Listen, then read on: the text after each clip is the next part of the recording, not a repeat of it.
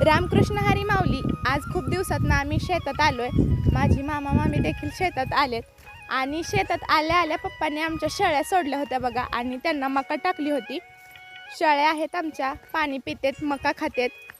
पेरूच्या बागेमध्ये झाडांना कळ्या आल्यात आणि त्या कळ्याच तोडायला आज आम्ही आमच्या शेतात आलोय. आमचा शुका आहे बघा, पप्पांनी आल्यावर त्याला घास टाकला होता आणि कवळा घास होता आणि आमचा शुका घास खातोय बघा. सकाळपासूनच वातावरण खूप छान होतं. शेतात गेल्यावर हिरवागार परिसर, थंडगार वारा आणि पक्ष्यांचा गोड आवाज मनाला खूप प्रसन्न वाटत होतं. आणि गेल्यावर आमच्या शंभूने नारळाचं पाणी काढलं होतं बघा आणि नारळाचं पाणी पित होता. शेतात पाय टाकताच एक वेगळाच आनंद मिळतो. शहरात किती जरी सुखसोयी असल्या तरी गावाकडच्या मातीचा सुगंध आणि शेतात मिळणारी शांतता वेगळीच असते. आणि आमच्या शेतातला झाडाचा आंबा आम्ही पिकलेला काढला होता बघा आणि आमचा शंभू पाण्याने स्वच्छ आंबा धुवायला लागलाय. झाडालाच पिकलेला आंबा होता, त्याच्यामुळे तो खूप गोड लागत होता. असंच आज आम्ही शेतात फेरफटका मारायला आलो होतो सगळेजण आणि खूप आनंद देखील आम्हाला जाणवत होता. आमची गौरी आहे आणि आंबा खात होती बघा आणि आमची जी म्हशीची रेडी आहे आमच्या, ती तिला चाटायला जात होती आणि ती घाबरून तिथनं पळत होती. मी देखील आंबा खाल्ला होता. आंबा खूप गोड होता. उन्हाळ्याचे दिवस आहेत आणि त्याच्यामुळं आमच्या गुरांना पण पाणी पाजावं लागतं सारखं आणि आमची मम्मी जास्त ऊन पडते म्हणून म्हशीच्या अंगावर पाणी मारायला लागले बघा. जेव्हा पप्पा माझ्या शेतात येतात तेव्हा पण आमच्या म्हशांना पाणी पाजतात. ऊन खूप पडतं आणि त्याच्यामुळं गुरांना देखील सारखं पाणी पाजावं लागतं. आणि आज आम्ही देखील सगळे शेतात आलो होतो. खूप दिवसानंतर आम्ही शेतात आलतो आणि छान एन्जॉय करायला चालू होता. आणि माझी मम्मी बघा म्हशीच्या अंगावर पाणी मारत होती आणि हे म्हशीची आमच्या रेडी आहे बघा आणि तिला पण धुवायचं होतं.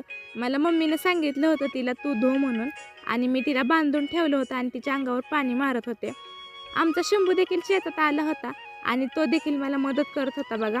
त्याचं पण चालू आहे रेडीच्या अंगावर पाणी मारायला. रेडीच्या अंगावर पाणी मारताना बघा तिला पण छान वाटत होतं, थंडगार पाणी होतं. आणि जिथं आम्ही कुंडी आमची पाण्याची भरून ठेवतो तिथंच थोडंसं हिरवं गवत आलतं आणि ती आमची रेडी तिथंच गवत खात होती. नंतर आम्ही आमच्या पेरूच्या बागेत चाललो होतो बघा.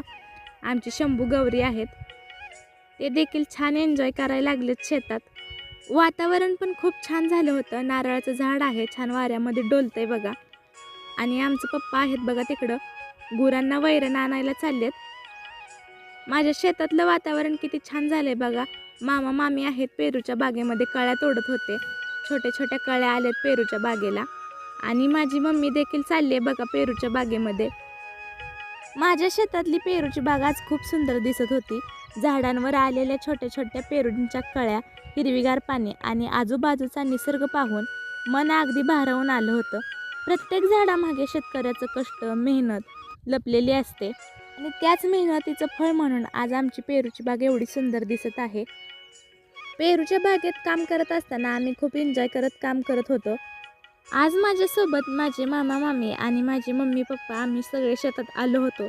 सगळे एकत्र असल्यामुळे दिवस आणखीन आनंदमयी झाला होता. एकत्र बसून गप्पा मारणे, शेतातील कामांबद्दल बोलणे आणि जुन्या आठवणींना उजाळा देणे यामध्ये देखील एक वेगळाच आनंद मिळतो.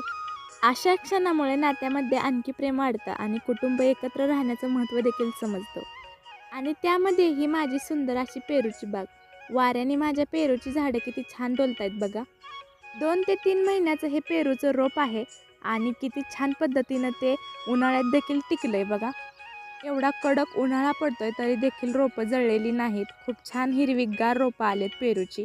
आजच्या या व्हिडिओमध्ये हिरवागार परिसर, पेरूची बाग आणि आमची गुरं, कुटुंबासोबत घालवलेला आनंदाचं क्षण हे सगळं या व्हिडिओमध्ये पाहायला मिळेल. निसर्गाच्या सानिध्यात घालवलेला प्रत्येक क्षण मनाला नवीन ऊर्जा देतो. आजचा दिवसही तसाच होता. मोबाईल, कामाची धावपळ आणि इतर चिंता यांपासून दूर राहून कुटुंबासोबत घालवलेला हा वेळ खूप मौल्यवान होता. आणि पेरूच्या बागेत हे छोटं छोटं असं गवत आलं होतं बघा, ते देखील काढायचं होतं आणि आमचा शंभू तेच गवत काढायला लागला होता बघा. आणि त्याच्यासोबत माझी मम्मी देखील गवत काढत होती.